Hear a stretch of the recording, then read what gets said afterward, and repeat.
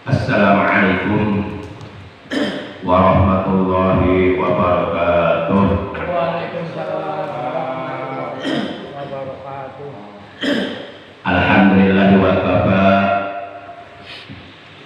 Wassalatu wassalamu ala sayyidina Muhammadil Mustafa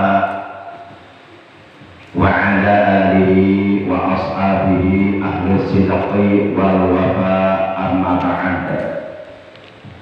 Ma'asyiral muslimin segenap jamaah majlisul ilmi, jamaah pengajian rutin malam Ahad Masjid Jami Al-Ikhlas yang saya hormati, rahimakumullah wa hadakumullah. Segala puji bagi Allah, sholawat dan salam semoga tetap melimpahkan selalu atas baginda yang mulia tercinta, panutan kita Nabi Agung, Nabi besar Muhammad Shallallahu Alaihi Wasallam, beserta seluruh keluarga beliau, para sahabat beliau, dan seluruh pengikut beliau yang setia kepada beliau. Semoga di hari kiamat nanti kita semua yang hadir pada malam ini, juga keluarga kita dan saudara kita, mendapatkan syafaat umat dari beliau. Amin ya Allah ya rabbal alamin. Ma'asyiral muslimin rahimakumullah wa hadakumullah. Malam ini memasuki malam tanggal 6 di bulan Rabiul Awal atau di bulan Mulud tahun 1444 Hijriah, yakni bulan kelahiran Rasulullah Shallallahu Alaihi Wasallam.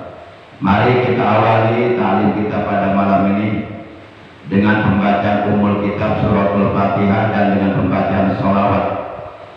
Pahalanya kita anjurkan untuk seluruh ahli kubur keluarga kita yang telah mendahului kita, terutama untuk para sesepuh orang tua kita, guru-guru kita, paman, bibi kita, kakak adik kita, anak cucu kita, saudara-saudara kita. Dan semoga dengan barokah karomah mujizat kemuliaan dan keagungan dari sholawat Fatihah, juga barokah dari bacaan sholawat atas kasihnya Allah, semoga kita semuanya dan keluarga kita selalu diberikan kesehatan oleh Allah, baik zahir maupun batin, dengan kesehatan yang barokah, yaitu kesehatan yang selalu kita gunakan untuk beribadah kepada Allah secara istiqomah sampai akhir hayat. Semoga meninggal dunia nanti manakala ajal datang dalam keadaan husnul khotimah. Amin ya Allah ya rabbal alamin. Bitil ganiyatul Fatihah. A'udzu billahi minasy syaithanir rajim. Bismillahirrahmanirrahim. Alhamdulillahi rabbil alamin. Arrahmanir rahim. Maliki yaumiddin. Iyyaka na'budu wa iyyaka nasta'in. Ihdinas siratal mustaqim. Siratal ladzina an'amta 'alaihim ghairil maghdubi 'alaihim waladdallin. Rabbi ighfir lana amin. Shalli wa sallim daiman 'ala Ahmad. Shalli wa sallim daiman 'ala Ahmad wal ali wal ashabi man qad wahada wal ali wal ashabi man qad wahada. Hidayah Nabi kamu yaitu Nabi Muhammad, agungkanlah pangkat nabinya yaitu Nabi Muhammad. Berikanlah agamamu yaitu agama Islam, memalikan agama itu tidak dipandang dosa. Salli wa sallim daiman 'ala hada. Salli wa sallim daiman أحمد والآل والأصحاب من قد وحد والآل والأصحاب من قد وحد اللهم صل وسلم وبارك عليه وعلى آله وسلم. Ma'asyiral muslimin rahimakumullah wa hadakumullah. Di bulan yang mulia ini, bulan Rabiul Awal, bulan di mana Rasulullah dilahirkan pada hari Senin, tanggal 12 Rabiul Awal, tahun 53 sebelum Hijriah, bertepatan dengan tanggal 20 April, tahun 571 Masehi. Seyogianya kita selaku umat beliau agar hendaknya memperbanyak membaca sholawat kepada beliau di bulan kelahiran beliau. Di antaranya sholawat yang didawamkan, diamalkan, dibaca oleh salah seorang sahabat Rasulullah SAW, sehingga sahabat tersebut dipanggil oleh Rasulullah dan dipersilahkan duduk sangat amat dekat dengan Rasulullah pada waktu itu. Sementara sahabat yang lainnya, termasuk para sahabat Al-Khulafaur Rasyidin yang 4, yaitu Sayyidina Abu Bakar Siddiq, Sayyidina Umar bin Khattab, Sayyidina Utsman bin Affan, Sayyidina Ali bin Abi Thalib, dan para sahabat yang lainnya agak sedikit jauh duduknya, jarak duduknya dari baginda Nabi besar Muhammad SAW. Namun sahabat yang satu ini dipersilakan duduk oleh beliau sangat amat dekat jaraknya dengan beliau. Lalu beliau bersabda kepada para sahabatnya, tahukah kalian kenapa orang ini saya dudukkan sangat dekat jaraknya dengan saya? Kemudian para sahabat menjawab, Allahu wa rasuluhu a'lam. Allah dan Rasulnya yang lebih mengetahui. Kemudian Rasulullah bersabda, inilah sahabat yang paling terbanyak bersolawat kepadaku. Adapun solawat yang dibaca oleh sahabat tersebut yaitu berbunyi, Allahumma sholli ala Sayyidina Muhammad wa ala ali Sayyidina Muhammad bi'adadi man shalla alaih wa sholli ala Sayyidina Muhammad bi'adadi man lam yusalli alaih wa sholli ala Sayyidina Muhammad kama tuhibbu an yusalli alaih wa sholli ala Sayyidina Muhammad kama amartana bi sholati alaih wa sholli ala Sayyidina Muhammad kama yanbaghi sholatu alaihi. Menurut keterangan, sholawat tersebut apabila kita baca, maka sama dengan kita membaca sholawat yang tiada terhingga banyaknya.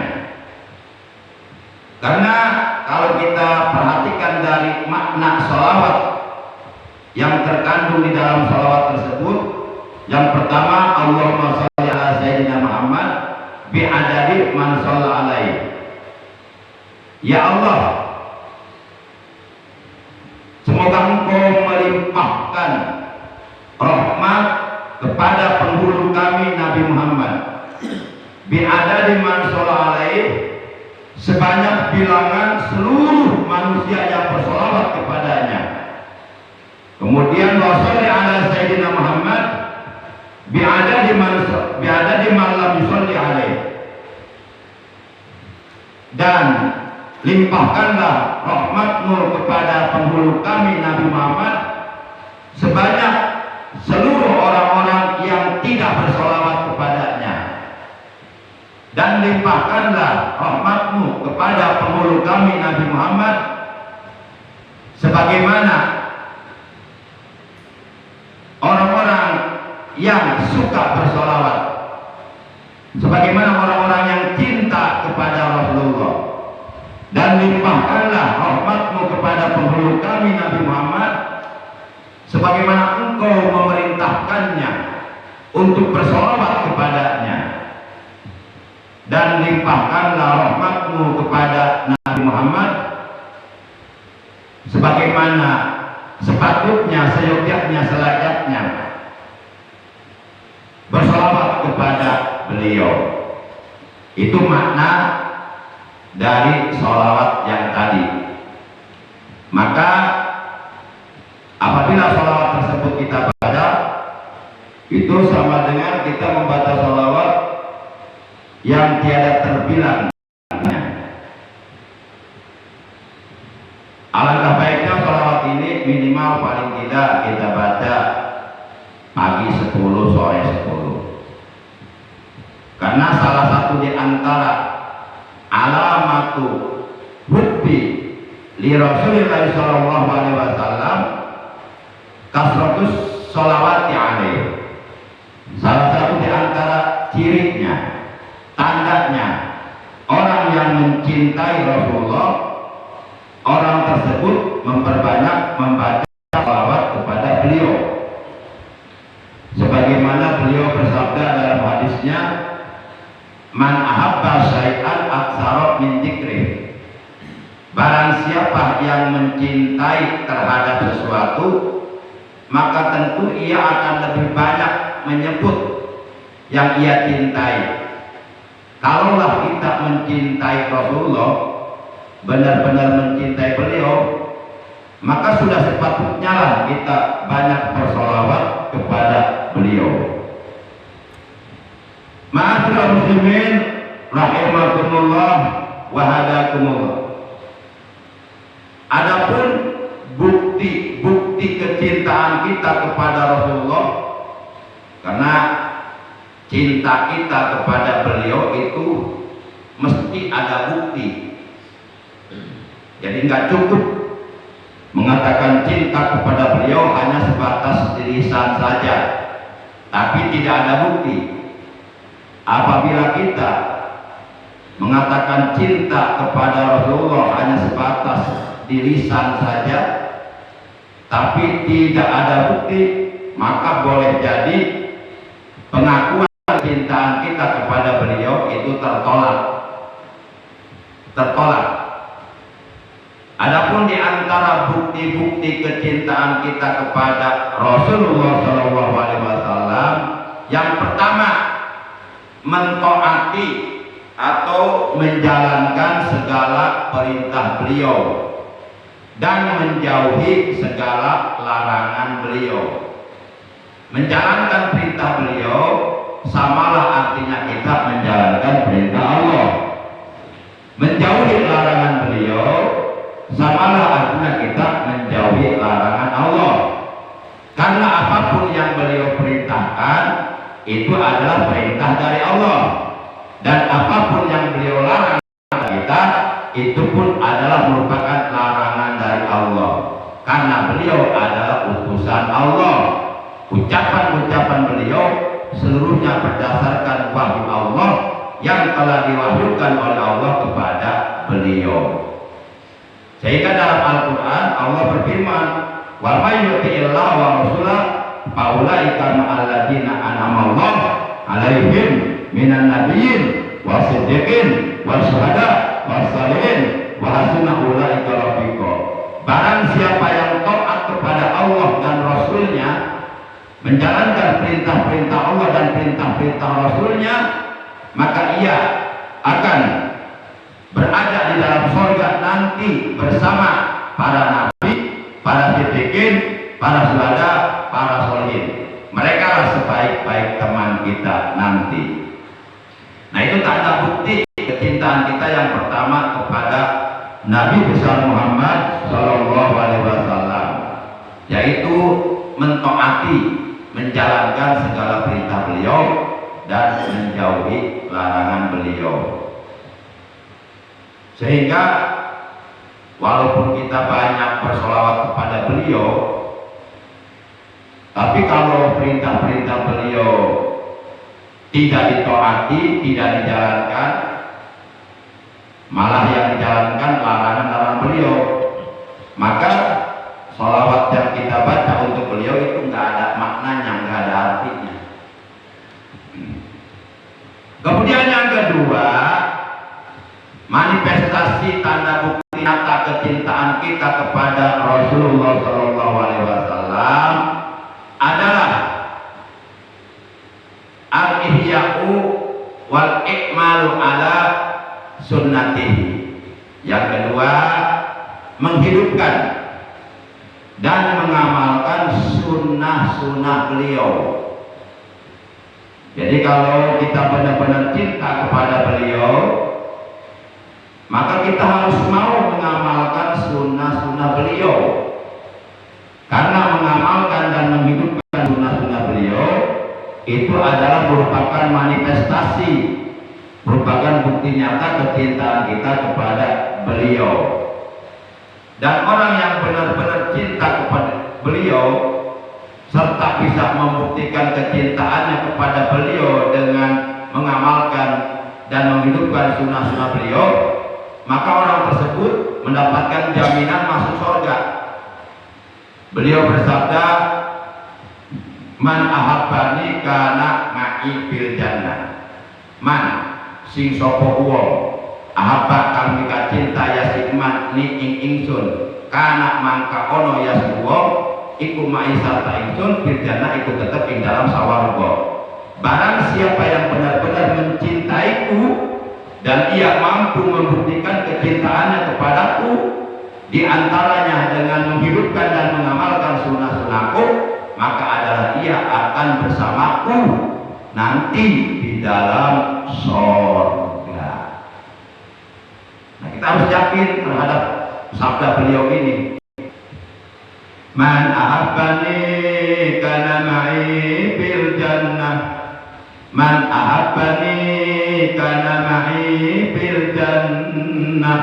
Man ahabbani kana ma'i fil jannah.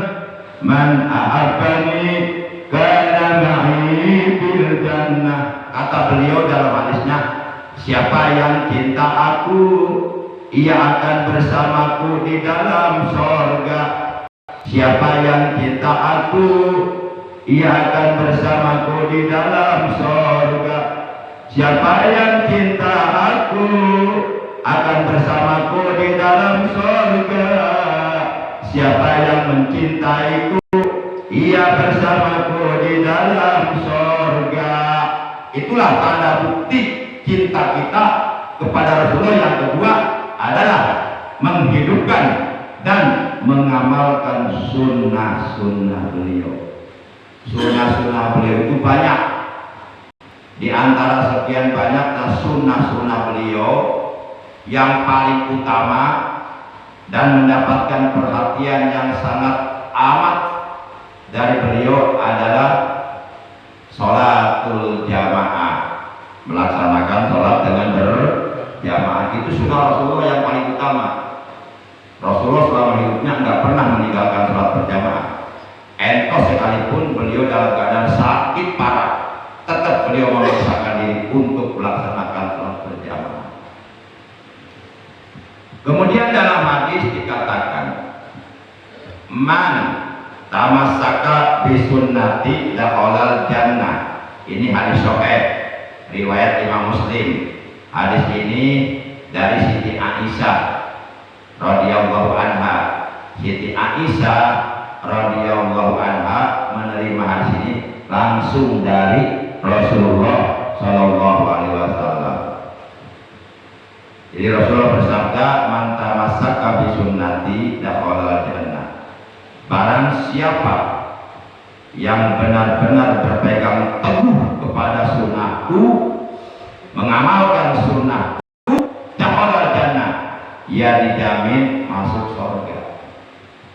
Dalam hadis riwayat yang lainnya juga Rasulullah bersabda, man tamassaka bi sunnati inda fasadi ummati falahu ajru mi'ati syahidin. Falahu ajru mi'ati syahid. Barang siapa di antara umatku berpegang teguh kepada sunnahku, mengamalkan sunnah-sunnahku, dikala umatku dilanda kerusakan iman, dilanda umatku, dikala umatku dilanda keberadaan moral dan akhlak, tapi dia tetap komitmen dan konsisten untuk tetap berpegang teguh dan mengamalkan terhadap sunnah Rasulullah Sallallahu Alaihi Wasallam, falahu ajru mi'ati syahidin, maka baginya akan mendapatkan pahala 100 orang yang mati syahid. Itu kalau kita bisa menghidupkan sunnah Rasul. Kemudian selanjutnya, manifestasi tanda bukti nyata kecintaan kita kepada beliau adalah melaksanakan wasiat beliau, melaksanakan wasiat beliau. Jadi al-if'alu atau al-ikmalu atau al-imtisalu biwasiyatihi, mengamalkan, melaksanakan, mengerjakan, memperbuat wasiat beliau. Salah satu di antara wasiat beliau yang sangat amat terpenting adalah wasiat beliau agar hendaknya kita bertakwa kepada Allah Subhanahu wa taala. Sebagaimana dalam hadis beliau bersabda, "Usikum bi taqwallah was-sam'i wa ta'ah wa 'alaikum bi sunnati wa sunnatil khulafa'ir rasyidin al-mahdiyyin min ba'di tamassaku biha wa 'addu 'alaiha bin nawajid." Kata beliau dalam hadis ini, aku berwasiat kepada kalian agar hendaknya kalian berpegang teguh mengamalkan sunnahku dan kalian bertakwa kepadaku. Aku berwasiat kepada kalian bertakwa Allah dengan bertakwa kepada Allah, menjalankan perintah-perintah Allah, menjauhi larangan-larangan Allah, dan agar hendaknya kalian berpegang teguh kepada sunnahku. Peganglah dengan erat, dengan kokoh sunnahku dan sunnah para sahabatku, yaitu para sahabat al-khulafaur rasyidin yang 4. Peganglah kedua sunnah itu dengan kuat, gigitlah dengan gigi gerahammu, jangan dilepas. Walaupun gigi gerahammu copot, tetap gigit yang kuat, karena itulah yang akan menjadikan penyebab kalian berhak mendapatkan syafaatku nanti di hari kiamat, dan kalian berhak mendapatkan air telagaku yang ada di hari kiamat nanti, yang apabila kita meminum air telaga beliau, maka untuk selamanya kita tidak akan pernah dikasih perasaan dahaga oleh Allah untuk selama-lamanya. Nah itu ya tanda bukti kecintaan kita kepada Rasulullah yang ketiga, yaitu menjalankan wasiat beliau. Salah satu di antara wasiat beliau yang terpenting adalah bertakwa kepada Allah Subhanahu wa taala. Baik, sebelum kita lanjutkan pada tanda bukti kecintaan kita kepada beliau yang keempat, sedikit kita berbicara tentang takwa. Secara bahasa, takwa itu diambil dari kata kerja fi'il madhi 8 waqo. Waqo, yaqi, wikoyah. Mengandung arti takwa itu memelihara diri, menjaga diri, memelihara diri, menjaga diri dari azab Allah, memelihara diri, menjaga diri, mencegah diri dari perbuatan-perbuatan yang dilarang oleh Allah. Itu pengertian takwa secara bahasa. Kemudian ada juga pengertian takwa secara bahasa yang dikemukakan oleh para ulama, yaitu wiqayatun nafsi min iqabillahi ta'ala bimtisali awamirillah wajatinabi nawahihi. Artinya memelihara diri dari azab Allah, dari siksa Allah dengan cara melaksanakan perintah-perintah Allah dan menjauhi larangan-larangan Allah. Apabila kita mampu melaksanakan Allah, menjauhi larangan-larangan Allah, itu artinya kita telah menjaga diri kita dari azab Allah, dari api neraka. Orang yang bertakwa diharamkan oleh Allah tersentuh api neraka dan diwajibkan oleh Allah masuk ke dalam sorga, karena memang Allah menjanjikan sorga untuk orang-orang yang bertakwa, sebagaimana firman Allah dalam Al-Quran surat 3 Ali Imran juz yang keempat ayat 133. Allah berfirman, wasari'u ila maghfiratin min rabbikum wa jannatin 'arduha as-samawati wal ardu u'iddat lil muttaqin. Bersegeralah kalian menuju ampunan Tuhan kalian dan menuju surganya yang luasnya seluas 7 lapis langit dan 7 lapis bumi, yang disediakan itu surga untuk orang-orang yang bertakwa. Kemudian Abu Sulaiman Ad-Dardani beliau mengatakan bahwasanya orang-orang yang bertakwa itu adalah orang-orang yang kecintaannya terhadap hawa nafsunya dicabut oleh Allah dari hatinya. Saya ulangi nih, biar ketangkap. Menurut keterangan dari Abu Sulaiman Ad-Dardani bahwa yang disebut orang-orang bertakwa itu adalah orang-orang yang kecintaannya terhadap hawa nafsunya sudah dicabut oleh Allah dari hatinya, sehingga di hatinya tidak ada kecintaan terhadap hawa nafsu, baik nafsu syahwat, nafsu wanita, nafsu ingin memiliki harta yang berlimpah ruah, nafsu ingin memiliki jabatan yang tinggi, pangkat yang tinggi, tidak ada.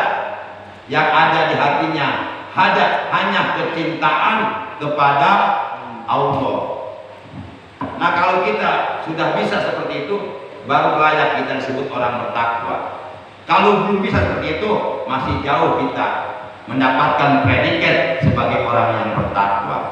Kita makan masih cinta perempuan, cinta hawa nafsu, cinta makanan enak, ya, cinta harta, tahta, jabatan, pangkat, ya, masih cinta pekerjaan. Kadang-kadang kecintaan kita kepada Allah terkalahkan dengan kecintaan kita kepada pekerjaan kita, kepada profesi kita, kepada jabatan kita, kepada pangkat kita, kepada istri kita, kepada harta kita. Masih jauh berarti kita, jauh banget.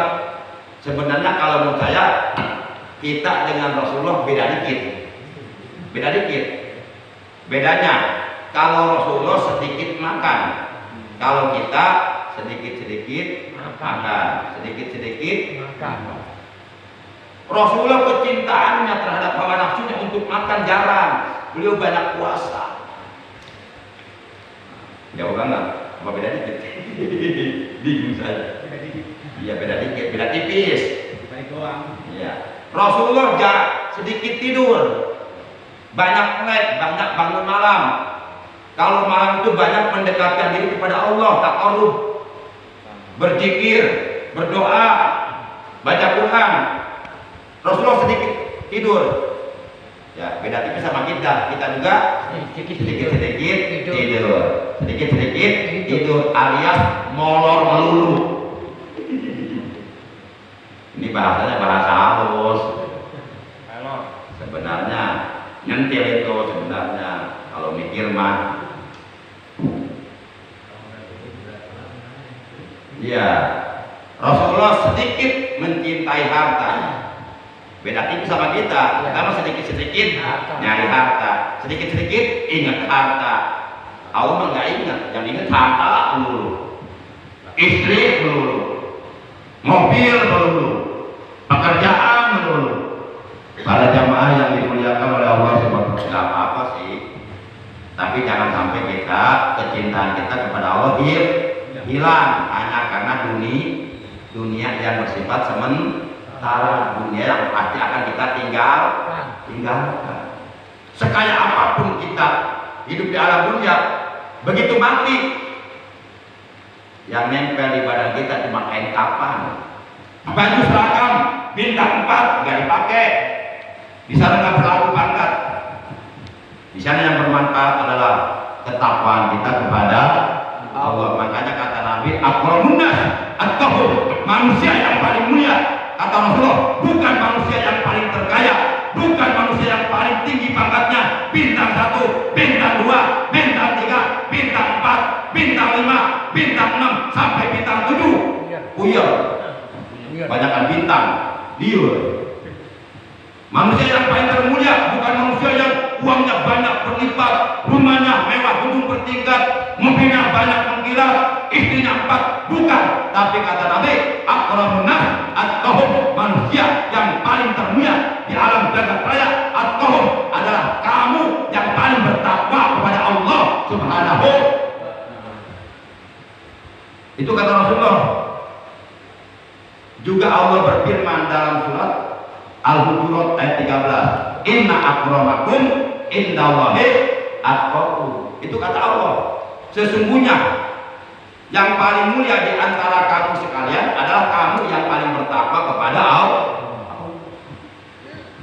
Para jamaah yang dimuliakan oleh Allah Subhanahu wa taala, dalam Al-Qur'an surat 16 yaitu surat An-Nahl juz 14 ayat 128, Allah berfirman, innallaha ma'al ladzina taqau wal ladzina hum muhsinun. Sesungguhnya Allah akan selalu menyertai orang-orang yang bertakwa dan orang-orang yang selalu melakukan amal kebaikan.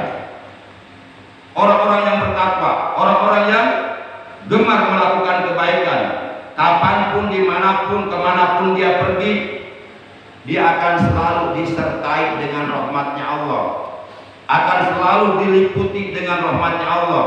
Artinya rahmat Allah akan selalu menyertainya. Manusia kalau selalu berada dalam rahmat Allah akan selamat dunia dan akhirat. Bahkan kita nanti kalaupun dimasukkan ke surga itu bukan karena sholat kita, tapi karena adanya rahmat Allah. Sebanyak apapun kita melakukan sholat, katakanlah dari mulai balik sampai meninggal dunia, kita enggak pernah meninggalkan sholat 5 waktu. Bahkan tiap malam kita tahajud 1000 rakaat. Sebanyak apapun sholat yang kita kerjakan, itu tidak bisa membuat kita masuk ke dalam surga. Kalaupun kita nanti dimasukkan ke surga bukan karena sholat kita. Kenapa?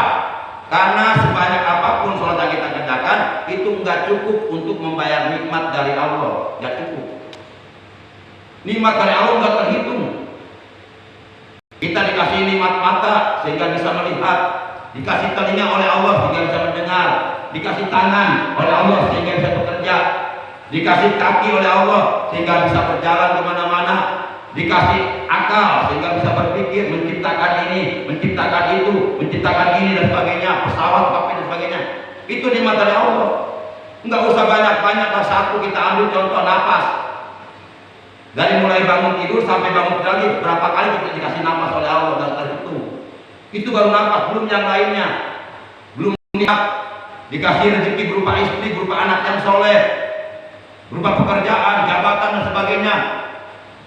Sehebat apapun kita beribadah kepada Allah itu nggak cukup kalau kita gunakan untuk membayar nikmat dari Allah. Maka sombong manusia kalau masuk surga karena ibadahnya tidak, tapi karena adanya rahmat Allah. Dulu ada seorang ulama ini ulama soleh, dikasih umur panjang. Kan zaman dulu mah orang-orang umurnya panjang-panjang, Nabi Nuh 1000 tahun. Ada seorang ulama umurnya panjang, dia beribadah kepada Allah selama 500 tahun. 500 tahun. Selama 500 tahun beribadah kepada Allah, sedikit pun tidak tercampuri perbuatan dosa. Sedikit pun tidak tercampuri ibadahnya dengan perbuatan maksiat. Dihikayatkan ulama ini begitu mau masuk surga ditanya oleh malaikat khazinatul jannah, oleh malaikat penjaga pintu surga, yaitu malaikat Ridwan. Kata malaikat Ridwan, ila aina ya Abdullah, engkau mau mana? Hei hamba Allah, sa'adkhulul jannah, aku mau masuk ke surga. Aku pede banget. Pede dia, karena dia sudah beribadah 500 tahun. Dan ibadahnya yang 500 tahun sedikit pun tidak tercampuri perbuatan dosa, walaupun sedikit. Murni, ibadahnya itu murni. Ibadah doang, nggak ada perbuatan dosanya. Kemudian dengan amal apa engkau mengatakan bahwa engkau akan masuk surga? Emang engkau punya amal apa? Lalu ulama ini menjawab, begini malaikat, saya alhamdulillah oleh Allah dikasih umur panjang, lebih dari 500 tahun. Dan umur saya yang panjang, saya gunakan selama 500 tahun untuk beribadah kepada Allah dan tidak tercampur perbuatan dosa. Maka saya berhak pantas masuk surga. Oh kok sombong kamu, kata Allah. Sombong kamu. Jadi kamu mengatakan bahwa kamu akan masuk surga dengan ibadahmu yang 500 tahun. Iya. Sombong kamu, kata malaikat. Baik, kita hitung. Ibadahmu yang 500 tahun, apakah dapat membayar nikmat dari Allah? Ayo, kita hitung satu nikmat mata dulu. Selama 500 tahun dia dikasih mata bisa melihat. Ternyata ibadahnya yang 5 tahun belum cukup untuk membayar nikmat mata, apalagi nikmat-nikmat yang lainnya. Makanya kita jangan sombong dengan ibadah kita. Kita diperintahkan beribadah bukan untuk kesombongan kepada orang lain lalu mengecilkan orang lain. Mengajak boleh, berdakwah boleh, tapi jangan menghina, karena dakwah itu mengajak bukan mengejek. Nah, gitu. Para jamaah yang dimuliakan oleh Allah Subhanahu wa taala. Ini sebenarnya masih panjang yang ingin saya sampaikan, tapi oleh karena terbatas waktunya dan sekarang sudah memasuki waktu Isya. Jadi kita simpulkan saja, kesimpulannya dalam Al-Qur'an surat 3 Ali Imran juz 4 ayat terakhir, ayat 200. Jadi surat Ali Imran itu jumlah ayatnya 200 ayat. Nah, di ayat terakhir Allah berfirman, ini sebagai kesimpulan, ya ayyuhalladzina amanu sabiru wasabiru warabitu wattaqullaha la'allakum tuflihun. Hai orang-orang yang beriman, bersabarlah kalian dalam beribadah kepada Allah, bersabarlah kalian dalam menjauhi perbuatan dosa, bersabarlah kalian ketika kalian oleh Allah diuji dengan musibah, dengan sesuatu yang pahit. Bersabarlah kalian dan kuatkanlah kesabaran kalian, dan tetaplah kalian bersiap siaga di perbatasan negeri kalian. Wattaqullah, dan bertakwalah kalian kepada Allah, la'allakum tuflihun, agar kalian menjadi orang-orang yang bertakwa, agar kalian menjadi orang-orang yang beruntung, yakni orang-orang yang nantinya oleh Allah akan dijadikan ahli surga. Dan di surga kalian akan bebas menikmati berbagai macam kenikmatan-kenikmatan, fasilitas-fasilitas yang luar, yang istimewa yang ada di dalam surga, yang tidak pernah kalian dapatkan di dunia. Di surga semuanya ada, tanpa harus capek, tanpa harus membeli, tanpa harus membayar, tinggal menerima kenikmatan balasan dari Allah. Makanya lebih baik kita capek dulu di dunia beribadah, supaya nanti akhirat kita bahagia. Kalau kata Bung Haji Roma Irama, rakit-rakit ke hulu, berenang-renang ke tepian, sakit-sakit dahulu, susah-susah dahulu, baru kemudian berbahagia. Itu kata Bung Haji Roma Irama. Berjuang sekuat tenaga, tetapi jangan lupa perjuangan harus pula disertai doa. Ya, demikian tali kita malam ini tentang tentang membuktikan kecintaan kita kepada Rasulullah. Di antaranya beliau berwasiat agar kita bertakwa kepada Allah. Jadi kalau kita benar-benar cinta kepada beliau, yuk kita laksanakan, kita amalkan, kita jalankan apa yang telah diwasiatkan oleh beliau. Banyak, di antaranya paling penting adalah bertakwa kepada Allah itu secara global. Demikian akhirnya mari kita tutup taklim kita pada malam ini dengan ucapan hamdalah. Alhamdulillahirabbil alamin. Subhanakallahumma wa bihamdika asyhadu an la ilaha illa anta wahdaka la syarika laka astaghfiruka wa atubu ilaik. Rabbana zidna ilman nafi'an. Allahumma ahlik man fiha salat Islam wal muslimin. Allahumma sallimna wal muslimin wal mujahidina fi sabilillah wal habaib wal ulama wa wasatil anbiya fi Indonesia. Salimhum wa ansurhum min salit zalimin wal munafiqin wa ahlik man zalamahum malakana hajilan bi izzatika innaka ala kulli syai'in qadir. Allahumma ighfir lana wa li walidayna warhamhuma kama rabbayana shighara wa li jami'il muslimina wal muslimat wal mu'minina wal mu'minati al-ahya'i minhum wal amwat.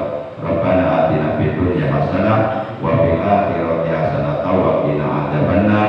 Wa sallallahu ala sayyidina Muhammadin wa ala alihi wa sahbihi wa sallam walhamdulillahi rabbil alamin. Terima kasih. Ada Allah wa iyyakum ajma'in. Wassalamualaikum warahmatullahi